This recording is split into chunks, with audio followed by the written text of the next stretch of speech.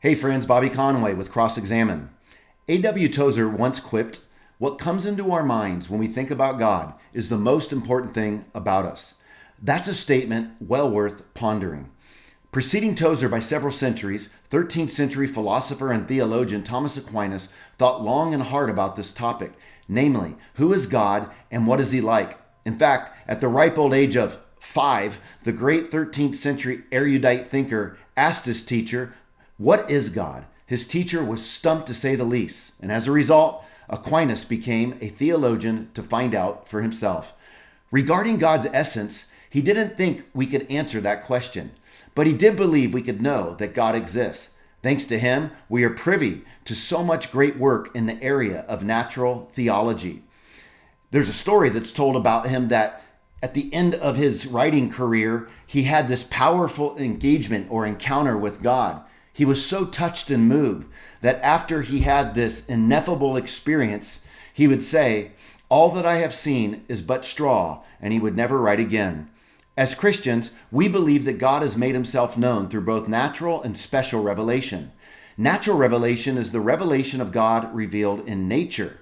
Natural theology is the process whereby man seeks to understand this revelation as witnessed in nature. For instance, arguments from nature, such as the cosmological argument, or the fine-tuning argument, or even the moral argument, can help us learn some things about the nature of God, even demonstrating that life is not an accident.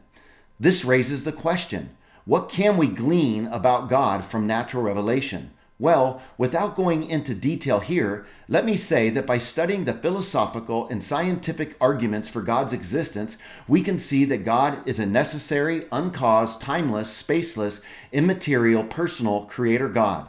Yes, that's a lot to digest, and fortunately, God has made himself even clearer through special revelation. As it relates to natural theology, we can be thankful that those arguments provide a compelling case for God's existence. But these are also arguments that other theists like Jews and Muslims can leverage, and they do. They utilize them together.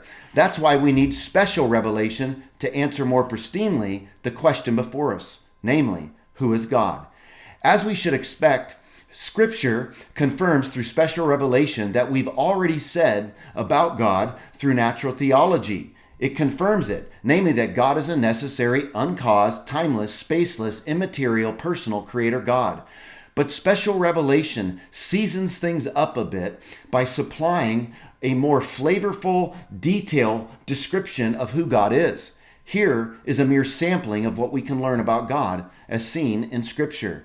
God's nature or essence in Scripture, we learn that God is omnipresent. He's omniscient, omnipotent. God is spirit. He's in a league of his own. He's immortal, invisible. He is the creator. He's unchanging. He's sovereign. He's one. And yet he exists in 3 persons. Now there's plenty of scriptures to back up these attributes of God. But what about his character? Concerning his character, the Bible teaches that God is loving and that he's gracious and merciful, that he's righteous, holy, just, forgiving, and compassionate.